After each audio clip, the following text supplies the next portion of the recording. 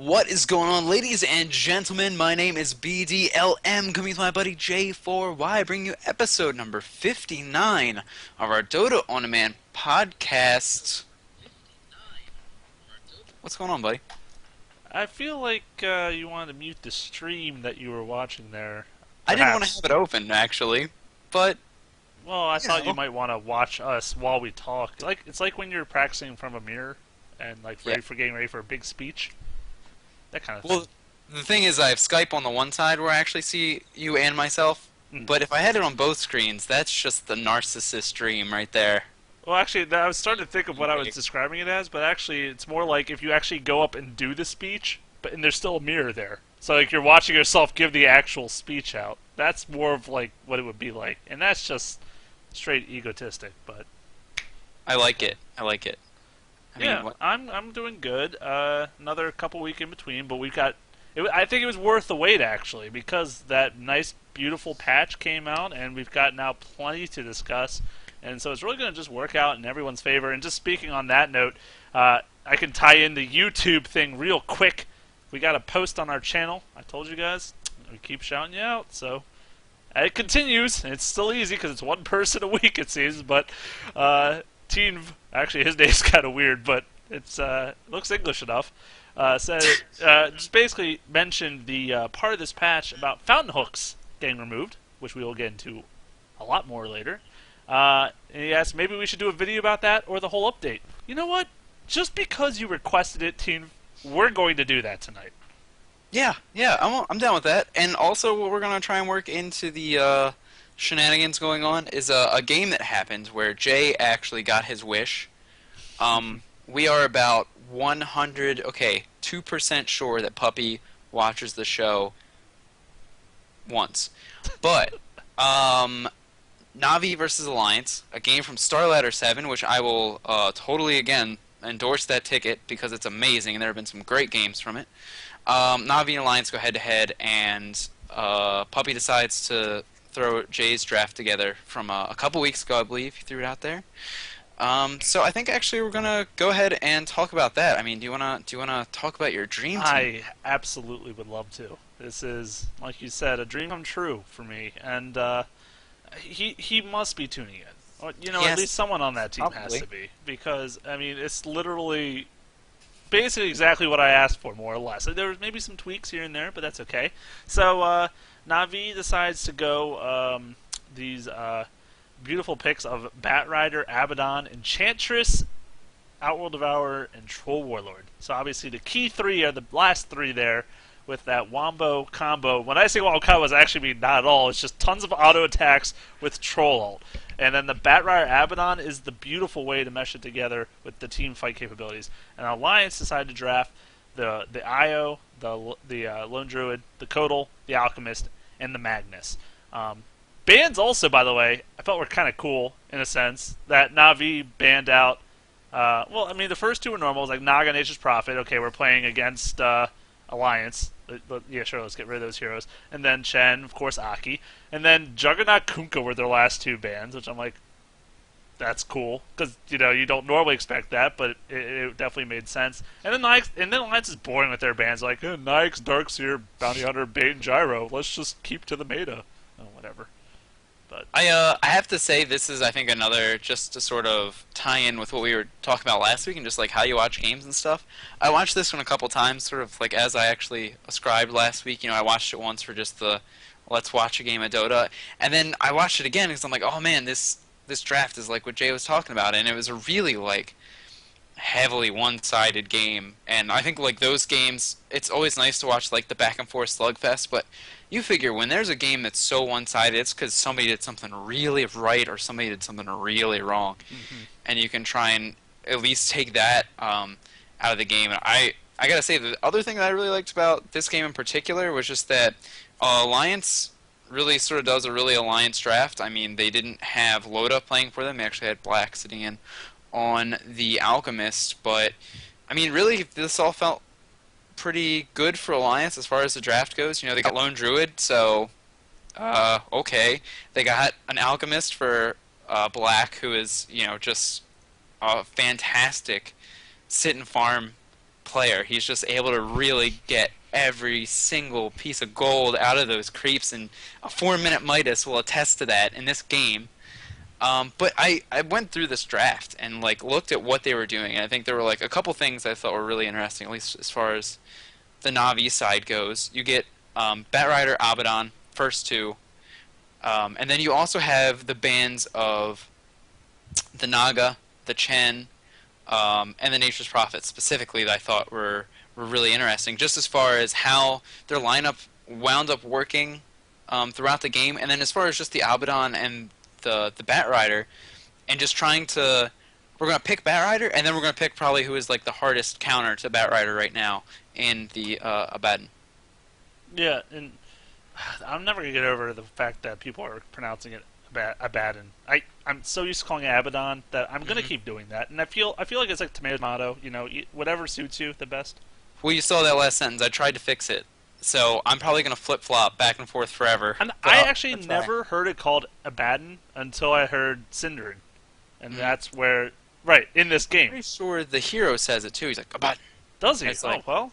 Then, I guess it's like when Kotal talks about mechanism or whatever. You get to learn the pronunciation. Mechanism. But, forget it. Anyway, with this draft, as you pointed out, the Batrider...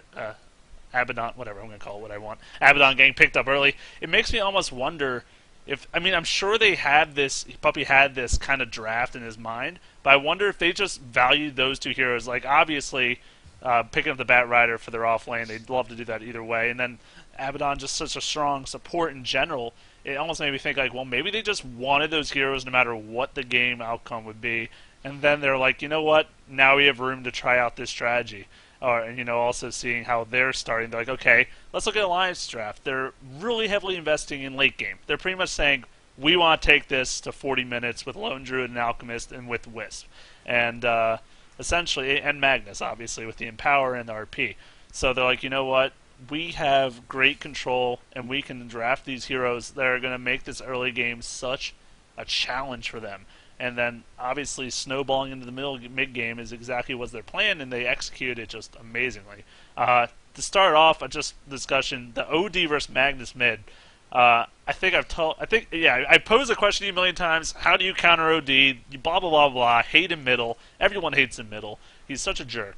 And this game was like proof of how much of a jerk this hero is. When Dendi is playing against S4, Kotal started out helping him a bit in the middle lane, kind of here and there, a little bit of harass, a little bit of this and that. But then he went back and decided to start pulling for his lanes to get some farm and do this and that. And that just left Magnus versus OD one-on-one. And I think we all know how that outcome was going to be.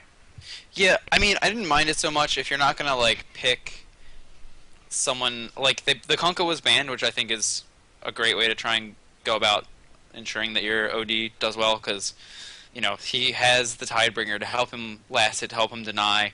And so, if you take that out of the equation, then as far as, like really, really strong people against the OD, you have Razor, but S4 Razor is kind of a weird couple words to try and put next to one another. So they give S4 an S4 hero, they give him a playmaker hero, they give him Magnus, a hero that can play from behind, so it sort of made sense, I think, fitting in to this, but what I thought was just really interesting is, like you said, like this is a great game to just argue for OD in general. But then the one thing that I really loved was just how big, how like crazy important it was that OD goes first item mech, and what that actually lets them do. Because I feel like some of the time you look at that item on OD and you're like, wow, man, you could have gone for like anything else. You could have gone for a 4-staff. You could have started building your sheep stick. You could have done all this stuff. Why would you go for a mech that's not giving you those stats?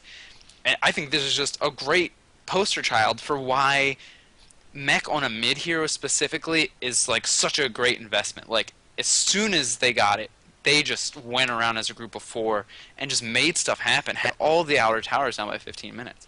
Not only was this game a good, as you put it, poster child, I like that, for that, it was also a great example of how smoking and ganking is incredibly effective. Poppy, multiple times, using that Enchantress, getting that smoke up, and just running in the lane with a creep.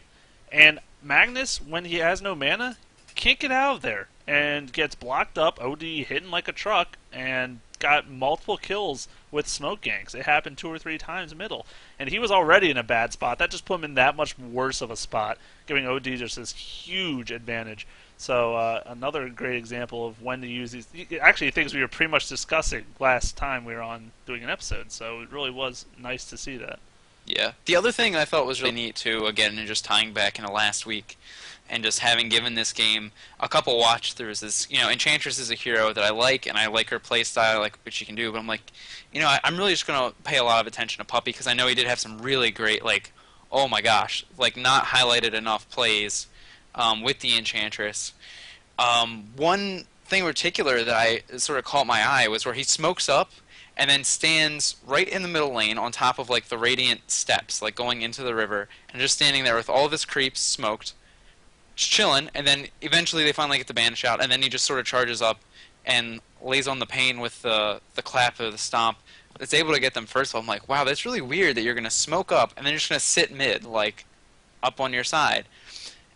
Later on in the game, there winds up being a ward placed by the Dire right on basically the mirror spot across the river, which just gives you vision of the other side of the steps, so that if he hadn't been smoked there, he would have been caught out.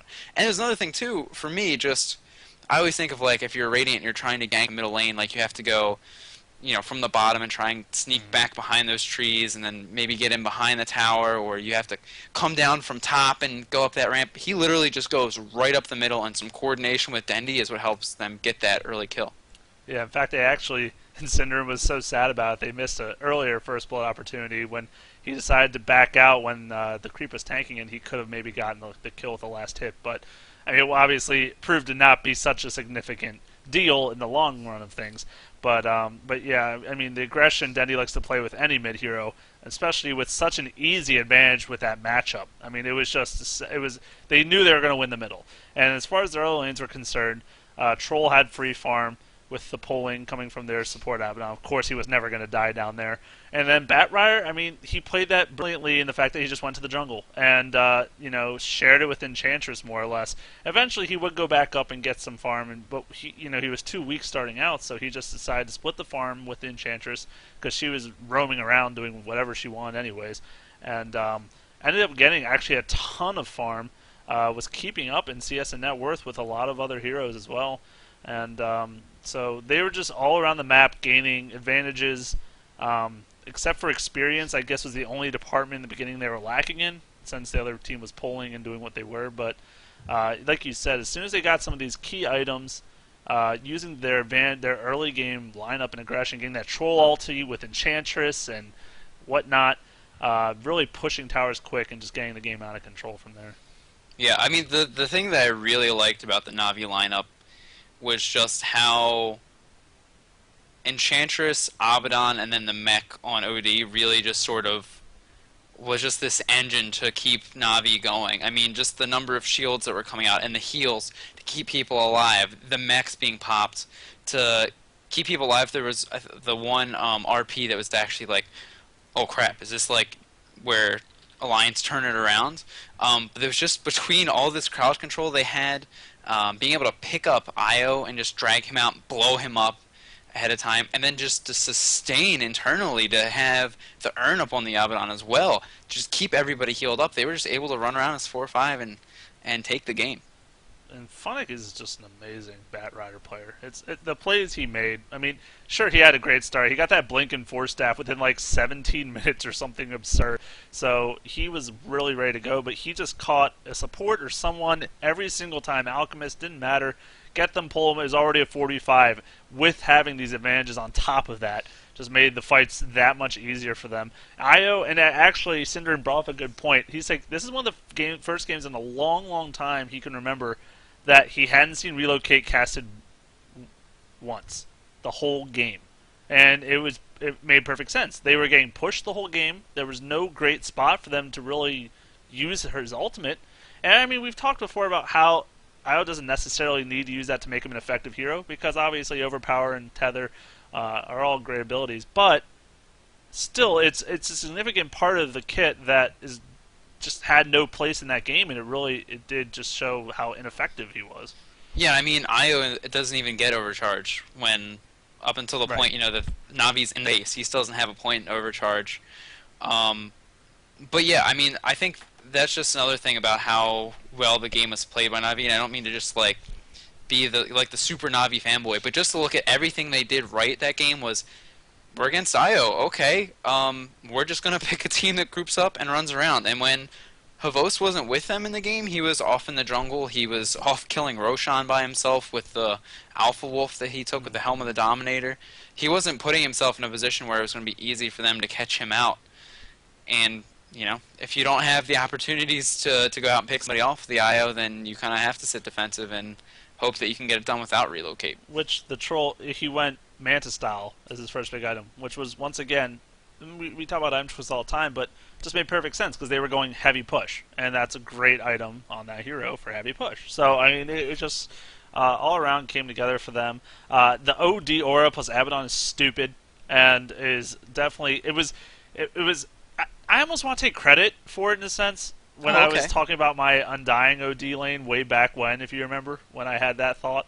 I don't Through my really head. listen to We, you that we, we close. tried in a Dota AI game, and it failed miserably. We didn't get any procs at all, and it was miserable. But I was Uh-huh. thinking, like, what kind of great combos can you put in the lane? It wasn't even with a lane, so actually, I shouldn't take credit at all. But, you know what I'm getting at here, is that keeping that siege alive, keeping the push alive, he would get so many procs that it just was so easy to allow the troll and the OD to persist and to do their crazy damage. The only downside of OD is the fact that he sucks at pushing towers. But that didn't even make a difference due to the fact that they had Enchantress and Troll and everything else going for them. Yeah, I agree. I mean, I again watched this a couple times, and really, I think just seeing like how one or two heroes interacted with one another and synced up, and how like all these different pairs sort of worked out. I just really liked how it went, and I mean, Alliance. I think they had a pretty strong draft. I mean, they had a good defensive tri lane. Unfortunately, the supports were actually really easy to pick off, which is what helped Navi again. But they got heroes they liked, and they weren't a full squad, so maybe not playing to full strength. But I just had a lot of fun watching this game and getting to see not only your tried and true now strategy come together, but just getting to see that execution, and really just getting to see like Enchantress and Abaddon together was kind of neat too, because I think those two heroes, Yeah. or Abaddon, really supplements Enchantress pretty well. Oh, absolutely. It was definitely a great sight. See, I was a bit confused that Alliance picked up the Codal, especially kind of earlier in the draft. I just didn't really understand what was going on there, and the fact that I mean, I guess I was like, well, maybe that's anti-siege. Yet he wasn't able to stop the siege at all. There was nothing he could do. He'd send an Illuminate in, but they'd mech up, like you said. They'd have Enchantress heals. They'd have Abaddon heals. I mean, there was very minimal that he was actually doing. And as you said, since the game was so early, Io wasn't doing anything either. But that was more the fault not of the hero, but of the fact of how the game was going. But still, I just really was not a fan of, if you're going to go Io, which is a support that really obviously serves a very unique purpose, then you should maybe go a different kind of support to go with him. I was not a fan of Kodal, but obviously it didn't work out for them either way. So Yeah. We beat that game to death. there was plenty to I beat to think death. there was. And thank you though for giving me the props that I deserve for calling that team. It actually worked as wonderfully as I wanted it to. Well, we're both gentlemen scholars, prophets Yes. in our own rights. And so, you just got to remind people sometimes when it occasionally works, and we pretend and we just, sweep all of our mistakes under the rug and highlight these times. We try So, not to highlight all those too much. we skip over them. It's okay. Everybody makes mistakes. So we got this crazy patch. Yes. Did a lot of stuff. It was actually the third, like, if I was making a list of stuff to happen, this one really wasn't coming up. I was expecting, like, oh, we're going to get Legion Commander. Oh, post International, we're going to get, like, a huge swing of nerfs to come to all the heroes that were just so prevalent. Actually, we got a couple of nerf fixes, however you'd like to classify those. We sort of get a new hero in Medusa, and we get a whole bunch of stuff to hit just Dota in general, and just sort of the overarching game. So I guess I'll just start. I mean, what what was it that struck you the most about this patch? What did you think was maybe the biggest thing to take away? Oh my god, that's a tough thing to call. As far as like elements they've added to the game, I think the local play was the biggest factor. Just the fact that now you can host it on computers instead of on their servers, and it's just a great thing in general for the experience of the tournaments. Now they're not going to have to worry about the lag issues, all those different things that they may be dealing with at the past or right now, and as obviously you guys should be able to assume, you can now host servers on a computer, on a local computer, instead of going through their servers. So if you're laying with your friends, you can play LAN games and whatever you want to do. Mid wars for everyone, but I mean, yeah, I think that's the biggest element that was added to the game.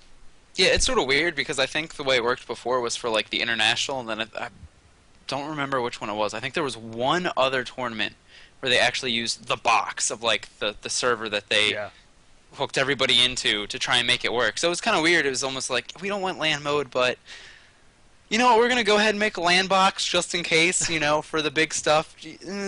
So it's I think a good decision to make the LAN. I really there's going to be some future fantasy world where everybody has Google Fiber, where maybe we don't need God. it, but that's still some days away. So Landbox and the LAN ability, I actually like that they finally added it in. I guess we can sort of jump into our buddy's question or comment about the fountain hook. I'm fine with it being gone. I understand it. I think it makes sense. Poor puppy just finds these things to have Ice Frog break. First it was the tactical pause. Now it's fountain hook.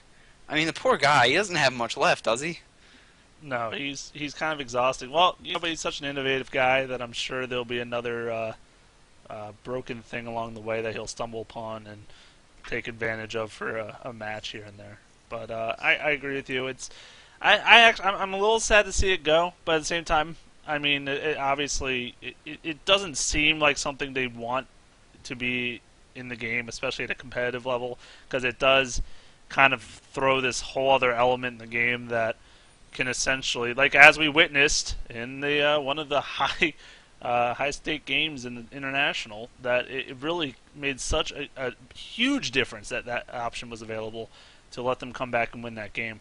And in reality, the way that game was going, they probably should not have won. But because it was in the game, they were able to. So I mean, yes, it definitely takes finesse and skill, which is I think when we talked about last time, I was like, why I wasn't so upset that I was still in the game, because I feel Hmm. like you do need a lot of coordination to pull it off. But in that same regard, it's a bit silly. Yeah, it's so random. It's so sort of like, I mean, yeah, like you said, there's skill that goes into it, but even like if you have the really good time, it's like, oh, we just barely missed it or whatever. It's such a small window that I don't mind that it's gone, and I guess that's good. Maybe you don't have these sort of gimmicky things to fall back on. Is fine. I can live with it.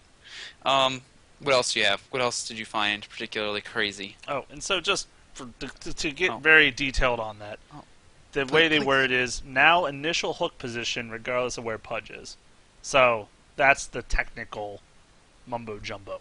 Um, what else? I mean, there's plenty to go into. I guess we could just say that Captain's Draft was put in the game. Not that that's like a huge element, but for those who are going with a team and like to draft, this is kind of like a smaller version of the whole pool. So you get 24 heroes randomly, 8 strength, 8 AGI, 8 int.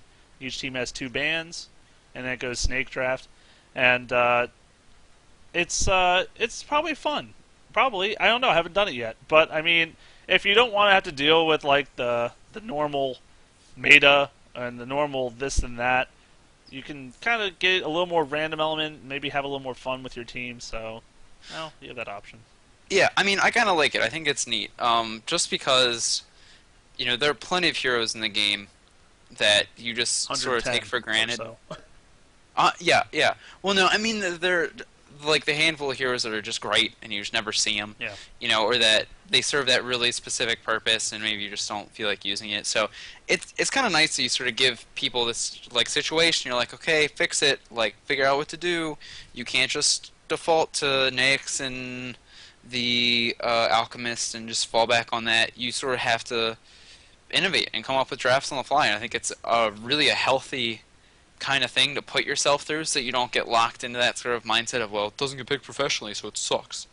It's really to help. I think it's a useful tool to try and remember why every hero is valuable in their own respect. Yeah, so that's in the game now. Backpack is now armory. So there's That sounds a lot filters. more intimidating. Doesn't I it? say I say a buff. That is a buff. Yeah, you go from a wimpy little pouch on the side of your hip to this armory of. And it feels like an armory because of how much crap we get. Mostly chests, but crap nonetheless. I'm just gonna say Dora has a backpack. Mordor has an armory. So let's just. Dang. Go What's up? nerdy references, pro. There's like a filters. There's a quick search bar. I mean, you can navigate through it a lot easier. They changed I think there's like 60 instead of 64. So I don't know, but it's neat. It's cool. It's good. All good things. And the great item thing too that I liked was the fact that you get better items based on your profile level. Yeah. So no new accounts for the sake of quick leveling, and I think it's just great. It makes a lot of sense, and they also limited the pool of items that you can get. So we're not going to be getting all these commons of sets that have been out for 8 years, and it sort of is nice because it just sort of makes a lot of those items more valuable too, even the common ones, because they're not necessarily going to be ones you can get all the time. Yeah, isn't it nice that our level actually does something now? It's not just for stroking the old ego, it's just Oh, it actually helps yeah. out. So, yeah. Also, I thought you were gonna say what you were saying most was the new treasures. There's new treasure chests that came out, so that's exciting. Oh yeah. Get some more keys and open those bad boys up. Hopefully.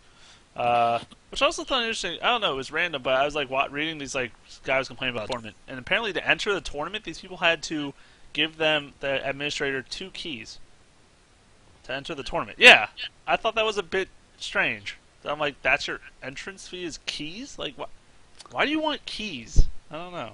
That is bias towards Russian gamers, actually. Please go So forward with this and tell me how it's not stereotypical or racist. because it's cheaper to buy keys in Russian currency than in dollars. Oh, phew. So you would, Okay. yeah. Didn't know where you were going with No. this.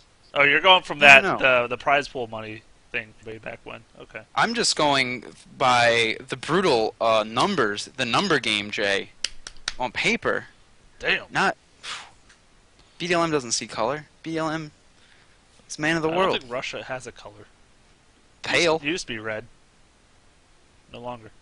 Anyways, Anyway. moving on. So, anyways, from that, we'll get into Medusa later because I know you said you wanted to open her a bit up later. Wow, you wanted to Ooh. talk. You wanted to Do talk. I? You want to talk about her later.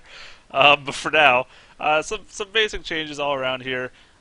Neutral creeps now properly use cast times and animations. I don't even know what that means, but it's unfortunate that they weren't before. So I don't know. I guess that's good all around. Also, let's see what I have here. Upgrade items can also be disassembled within 10 seconds of when it's combined. So same rules as sellback. And I said here, think Divine Rapier, because that was the first thing I thought of when it talked about this. Is like those gyrocopters that have, they have the crit chance and then they get the demon edge, but they're maybe trying to build something else. I don't know. They end up building a rapier instead, and all hell breaks Accidental loose. rapiers. It happens. Cancer to the game. Yeah. The one thing that I thought was like huge too, is as far as being like meta prevalent, is the added double tap self cast timeout. So you can't script it so that Armlet Yep. just switches on and off real quick. Yeah. You actually have to hit the button twice. No more instant toggles of Armlet. Thank God. I wasn't even taking advantage of that bug. Although I only played Husker once. Okay, it's not only Husker, but I feel like he was. Well, okay, I guess Lifestealer may benefit from it. I don't know. Maybe. Possibly. Bear doesn't have to worry about that anymore. But, Funny story, I saw an Armlet Druid the other day, jeez. and he was on the passing Druid? the Armlet. He was passing it back and forth between himself and the bear. I don't know why, but he was. Okay? He's just working on his microing technique, and that's not Hot that's pretty potato. sick. He's playing hot potato with the bear. Hmm. I mean, That's a fun game to do in Dota. Timbersaw fixed the Timber Chain not being interrupted by stuns. So that was a nice change of pace for him, and obviously also made it prevalent since he's and that's a good change to him as well. What else we got here? Fixed Shadow Blade, revealing only when the attack hit the target rather than when it was launched. So I said, poor Drow and frowny faced because I don't know how many heroes that really affects. Conga. It's probably the biggest one. Alchemist. I don't know. Yeah, but I was thinking more like it really affected ranged heroes more than melee. Oh, because you're not. Because the attack, it's very negligible on melee heroes. So I was thinking, well, maybe Shadow Fiend is probably the most meta-rific hero that I can think of with that. But meta-rific, yeah. Just came up with that one on the cusp of my tongue there. That's good. Nature's Prophet. Oh, okay, that one makes sense too. But speaking of Nature's Prophet, control groups now saved to the cloud per hero, and it will persist across games and disconnects. So, big buff for Nature's Prophet players who are so lazy they just don't want to rebind those stupid treants into another group. That's me for sure. And obviously that goes across for all heroes. Now, Chen Enchantress not going to help you because they're not the same every time. The one that actually is big for me is Beastmaster, because I know that's the one hero that I have crazier groups for the boar and the hawk bird, boar and the boar and the bird and the Beastmaster. Oh my. Oh. Yes, and the disconnect thing I think is huge because, I mean, I'm sure once you get to the, you're paying attention, you're on the ball, but when you're a couple brewskis deep and you're playing with the boys, you don't necessarily remember to rebind your bear. That thing goes ham. He just goes into the fountain. And everybody looks and points and laughs at you. So I'm glad that they fixed that. Sounds like a personal anecdote. Well, anyways, something good. Justin, I thought was interesting was if you alt left click an enemy icon in the top bar, it'll now send a chat message that the hero is missing. So if you feel like alt clicking the top bar for some reason, you can. And yes. I mean, it's good to say that he's missing. So it's a bit different, Instead of just saying bottom missing, you're saying, hey, Nature's Prophet is missing, and it's like, oh shiz, now I gotta be careful, Yeah, and the other thing, buff to the top bar is when you're spectating games, dire heroes have red health, so which actually falls in line with everything else because wards did that, and there was actually I remember watching a game where the casters one was explaining it to the other like, oh no, this is a thing, red health except for heroes, and then hey, what do you know? So, Volvo, watching the streams. Thank you for fixing that. They do indeed. When this is just more of like a nice feature. When a courier you send to the secret shop enters the radius, the shop sound is played even if the courier is not selected. So you know when he gets there, and you can just buy your item really quick and be on your way. And I thought that was just a neat little change there.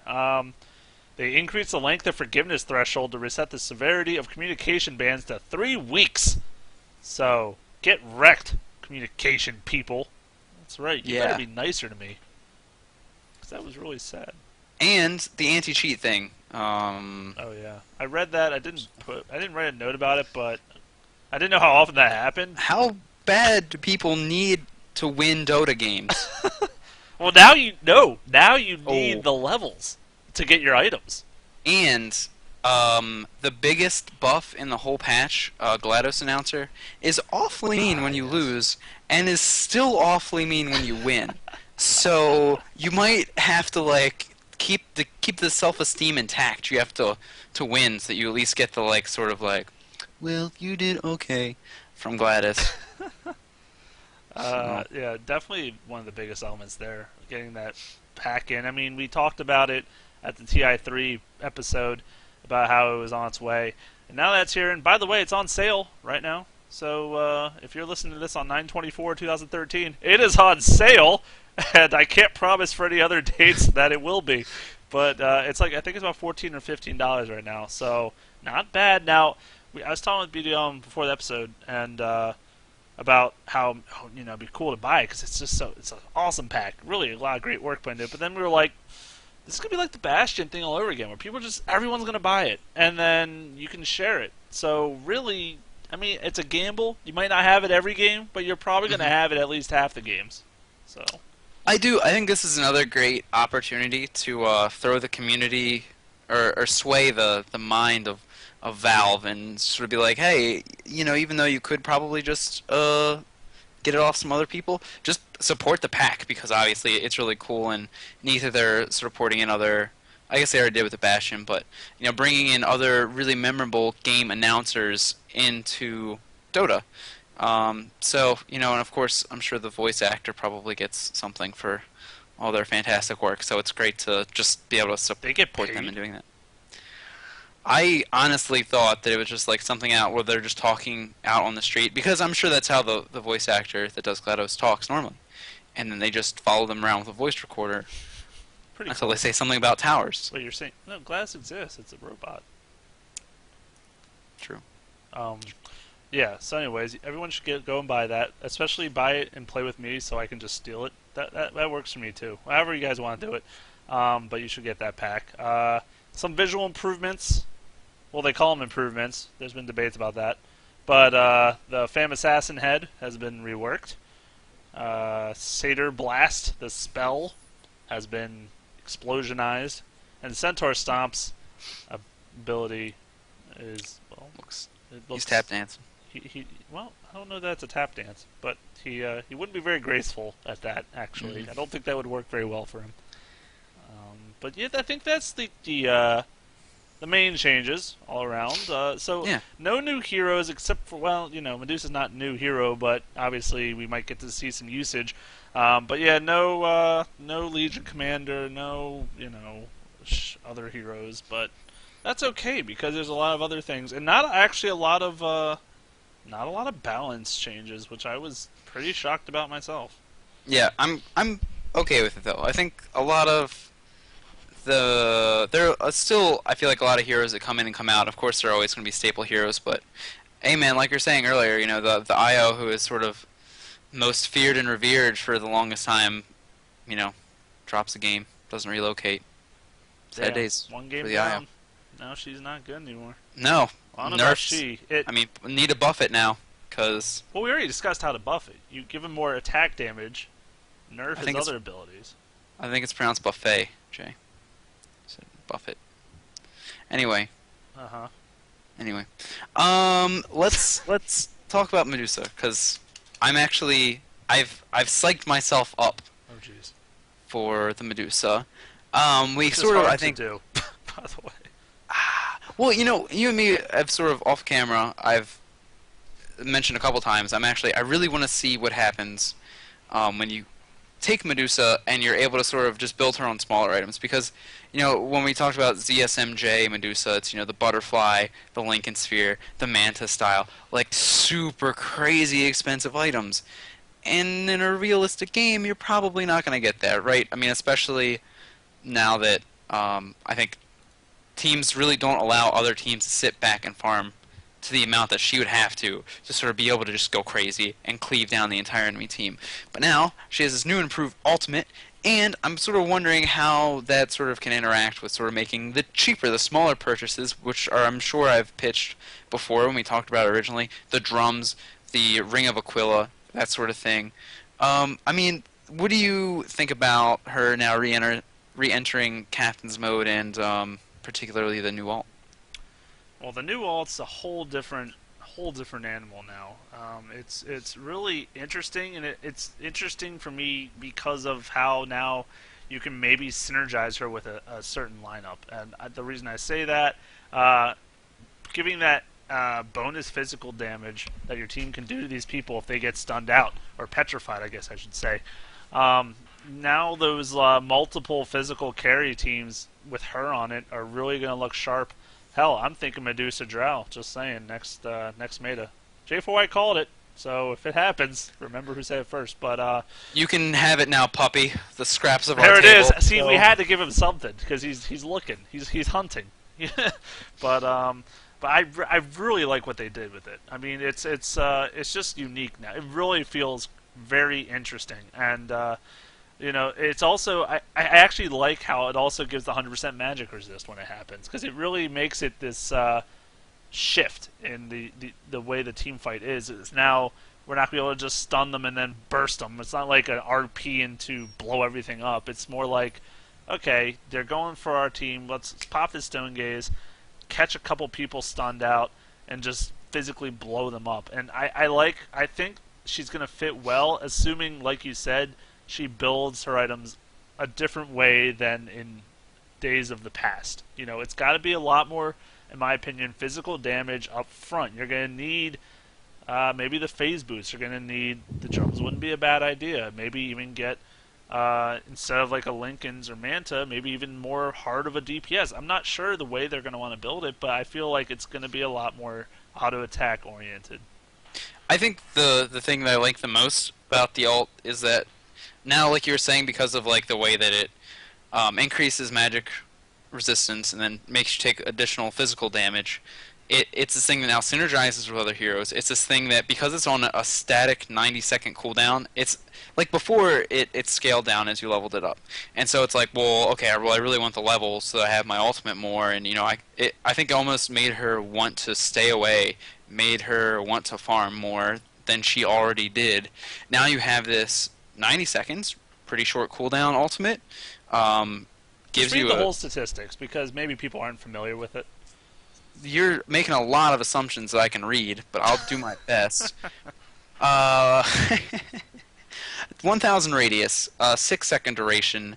If 2 seconds of total time is accumulated looking at Medusa while Stone Gaze is active, that unit turns to stone. They gain 100% magic resistance. They take bonus physical damage, which scales up from 30 to 50%. And if the petrified unit is an illusion, it's dead. It's dead. So, 200 mana cost at all levels, 90-second cooldown at all levels. But basically, what I wanted to sort of just finish up with and talking about it, the thing I love about it is not only does the cooldown make you want to fight, it's now the fact that it's like a stun makes you want to fight. Like if they come to you, right, you have the chance to stun multiple people, and you have the chance to sort of build your team around being able to take advantage of this. And because it does the bonus physical damage, you don't have to wait for 8 jillion items that you can do your split shot and deal a lot of damage. Now it's just like, for this short amount of time, you can do a little bit of bonus damage. And I really like how that really pushes her out of, like, just stay away to, like, hey, now we can sort of almost do, like, what Na'Vi was doing, right? If you're moving her around with the core, or even if she was like Troll Warlord in that game, where she goes away and farms up for a bit, gets an item or two, does her own thing, and then just joins the core, and now it's like, if you try and come stop us, I'll stun you, and I'll do additional damage to you. If you leave me be, I'm gonna just get fat, So I think it's a really great introduction. Yeah, I love the direction also. She's now theoretically been transformed, and she'll still, don't get us wrong here, she'll still be an amazing 45-50 minute hero just because of split shot or split arrow or no split shot. Got it right the first time, don't worry about it. I played too much Diablo 2 recently, sorry. No, yeah, right. But I do like how she now kind of scales throughout the game. It's not like, let's wait till 50 minutes and then she'll be useful. It's oh hey, she has an ultimate that's going to do work for our team. It's going to help out in general, and she'll be contributing damage. It's not going to be just Mystic Snake and that's it for my team, and then run. And I do like that a lot. I also really like the it's not huge, especially maybe now that PL's kind of not in the meta as much, but it's a buff in the illusion sense, because now it's just not flat damage, they're just killed. So it doesn't matter late game if they all have hearts and everything else, they're just dead after 2 seconds, and he's not going to be micro them to turn away, they're going to be attacking. It's actually instant. They're immediately killed. It says that the petrified... Okay, maybe you know what? No. Petrified means they've been 2 seconds. Alright, fair enough. But it's okay. But that's okay. You're overexcited because you want those PL illusions dead. We all do. We all want those things gone and out of our brains. Yeah.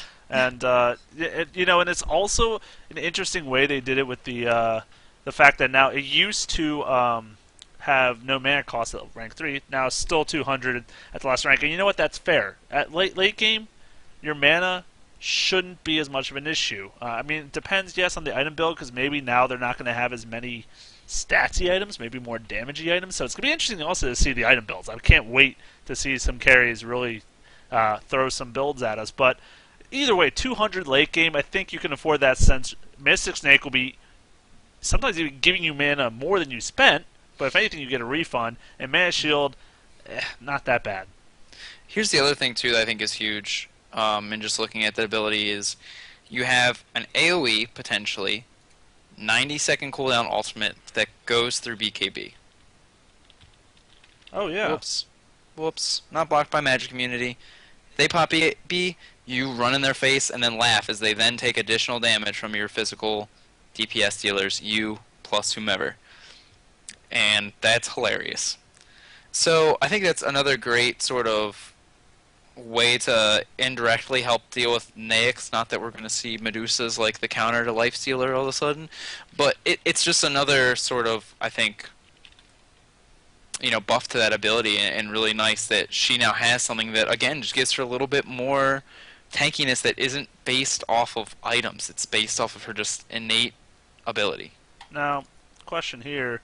Last time we discussed Medusa, you said there was pretty much no situation you really thought you would get the Stone Gaze at level 6. You figured you'd put more points. Oh, yeah. Later. Now, would you get it at level 6 now? Oh, yeah. I don't think you can. Mm-hmm. Wait. Yep. Yep. It's great now. Like, honestly, and I think you would wind up wanting to build a team, like you were, I think, alluding to earlier, that has other forms of physical DPS. Like, her and Stone Gaze is cool. Like, alright, and then when you get late game, you really is like, holy crap, you can do a lot of damage in that small window of time. But I think to really take advantage of this, beyond just the stun component, you need another form of physical DPS. But I mean, just the fact that it's an AOE and that people, if they try to contest you, you can have a multiple 2-second stun. That's kind of crazy. Also, slowing movement speed, slowing attack speed as well. So I feel like she's a lot more now because of this alt, like a come at me, bro, instead of hey, you play over there. I think she's almost feels a lot more like I can be in the middle of things, and that's okay. Now, is she still safe lane farm, or is she middle?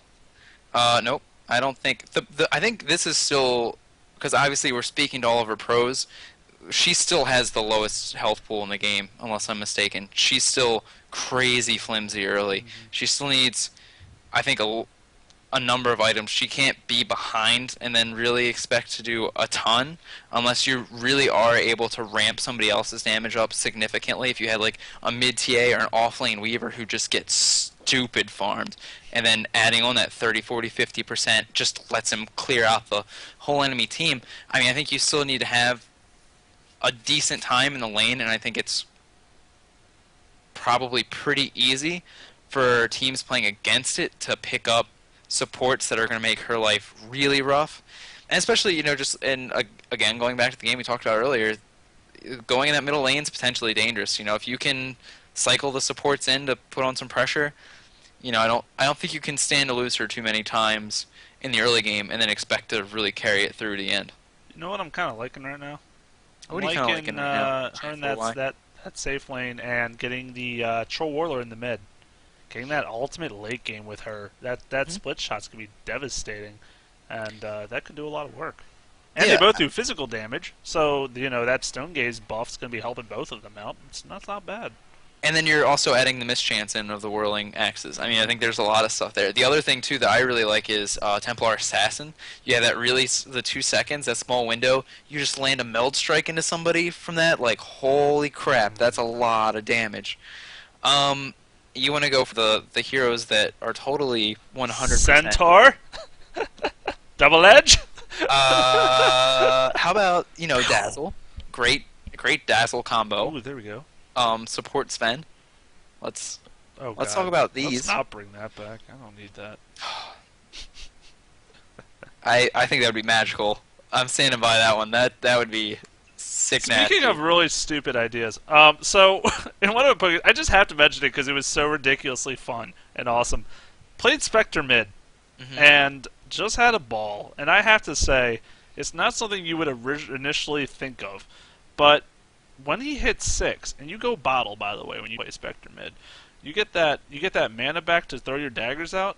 What an amazing ganker! I mean, I decimated my game. Yeah, it's a pub, so it's not a pro game. But I just want to say, like, you should try that, all you listeners. maybe with some friends who are understanding that you're going mid as Spectre, but Hmm. once you hit 6, people are not expecting it. Then maybe even throw a Nature's Prophet in, just go crazy and just piss people off the whole game. It's amazing. One of the games I actually really enjoyed watching a stream. It was Havos playing Spectre. Goes Orb of Venom. Oh. Lots of points in Desolate, and yep, that goes exactly the way you picture it. Uh, he was able to bring down some people pretty quick. So that's yeah. That I'm sounds just pretty saying, good. I try think your I could things live like with that. that. I like the Orb Venom. That's not a bad idea. But yeah, I actually, with the way this Ultimate's been reworked, I honestly, I mean, I was already optimistic the first time she got introduced, and then for the rework, but I was optimistic because I was like, maybe China teams will get her in farm or something. Maybe that'll happen, and it didn't. Well, Mm. obviously it couldn't, but now with this, the way that's reworked, how she's actually brings something to the table early game for her team, perhaps, and then still late game is such a powerhouse with the split shot damage. I honestly think she might find a place. Now, no way is she going to be one of the most popular carries. I could never predict that, but there will be those lineups that I think will make use of her. Yeah, I mean, we get to see Bloodseeker every once in a while. If I get to see Medusa as much as I see Bloodseeker, I'd be okay with that. Hmm. I mean, give me something. I'd like to see her. I think she has some potential. The great thing too is like just in how we've been talking about it too. It's like, oh hey, let's not get the crazy big items. Let's be a part of fights and stuff. I think it's kind of funny and just changing this one move. To me, she feels a lot more like she's a team fighter. She's a synergizer with the rest of her team. She isn't the penultimate carry anymore, sort of thing. She's not the leave her alone to farm. She really is about being in the middle of it. And like you said to start, the Troll Warlord, fantastic idea. Weavers and just how well they can do in the off lanes and then come in to contribute. I think there are a lot of great heroes that are already prevalent in the game that go pretty well with that ultimate. That it's great. And then I mean, I'm not again saying that all these heroes are going to come out of the woodworks that we don't see anymore, but I actually think that like heroes like Dazzle or like support Sven would actually make a lot of sense with her. And so if she's able to help bring any kind of pushes towards these heroes, little nudges to bring them back, I'm cool with that too, man. Exactly. Let's hope these players agree. Well, I mean, we will see, I guess, down the road here. I mean, Puppy's heard our argument probably. I mean, he's probably watching it and he probably heard it and he's probably going to do it because of us. So good job, Jay. Thank you. What can I say? It's nice to feel useful every now and then. So, yeah, I don't know. I think that really sums up her though, at least. And we've already talked about her plenty, so there's only going to be so much we can talk about until she finds her way into the games. Um, but if you guys haven't been watching Dota 2, you really should be. The games these days are fun. They're a lot of fun games. That the picks are coming out are just interesting, exciting ganking. It really is all over the place for the most part. I loved watching DK playing. Their new lineup. They really seem to have their already pretty coordinated, and I was really impressed of how they've come together so quickly. And as well, speaking of DK, they were one of the teams invited to this MLG Columbus. Have you heard anything about this? I have not. It's a tournament that's getting played out here by, well, obviously MLG, and they've already actually invited apparently 9 teams. It's up to. I have heard of it apparently. But there you go. It's got Alliance, Na'Vi, DK, Liquid, EG. That's EG's new Liquid as well as Liquid's new roster. Fnatic, Rattlesnake International, Full Sail winner. Don't. Oh, that's a tournament. That's not a team name. And the NA Open qualifier winner. So there's going to be some tournaments going on leading up to it. This is just becoming really a big event, and that's really exciting for many reasons. First of all, look at all these NA teams. Yeah, let's do it. I kind of am curious about the new EG lineup. I think I've seen them play once so far.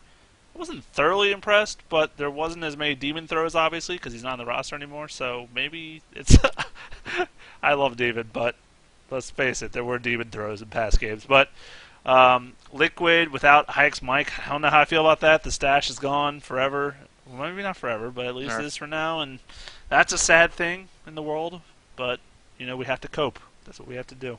Grow our own mustaches to try and just like be the pale shadow of what That's his all I could mustache do is was. be a pale shadow. I can't grow a mustache, so Yeah. forever I'm gonna just have to remember. But Yeah. that tournament should be interesting. We'll see how that comes down the road. Maybe if it actually happens sooner than later, we can talk about it at some point. Yes, and again, I also am still gonna again plug the Star Ladder ticket because it's amazing. And there, I actually was going through it earlier because I wanted to watch the Navi and Alliance game, and just seeing the games that have happened in the last couple days, some of those just look awesome. I saw a Viper with an E-blade in there somewhere, and I just these things are magical, kids. We need to be paying attention to these things. Mm-hmm. So yeah, I think that's about wraps it up, my friend. That does rat it up. Rat. I looked quickly at the unreleased hero thing, and it does. I mean, Legion Commander has to be the next one, the way things are going. But it kind of starting to look like Ember Spirit's going to be the runner-up, and that throws me for a huge curve. I mean, not huge. Let's face it. There's like 3 or 4 that are on the table right now. And, There aren't many left. It's a dwindling pool. Yeah. And 2 of them are shiny new. Yeah, those So- aren't obviously. Well, I say obviously. Skywrath and Timbersaw made their way before other heroes, so you never know. I mean, I would be very surprised if those 2 heroes did make it in, but hey, I wouldn't complain. That would be exciting as hell. I'll play Frankly, me some Oracle. I'll figure out what the guy that throws rocks or whatever does. That'll be interesting. But yeah, so we'll see. Hopefully that'll come out in the next couple weeks. Hey, that'd be thrilling. But Absolutely. I think that wraps it up. Alrighty, well, everybody out there, hope you guys enjoy the episode, and of course, you're welcome to leave your comments for things you'd like us to talk about, what you did and didn't like. I'm gonna assume there was like none of those. But yeah, you can go ahead and check us out on Facebook.com/Dota On Demand. You can find us on the YouTube Dota On Demand, and of course, download us on iTunes and Stitcher and all that fantastic stuff. So you guys, you go out there, you play the crap out of that Medusa. You stop fountain hooking because you can't anymore, so just give up and just have a ball playing some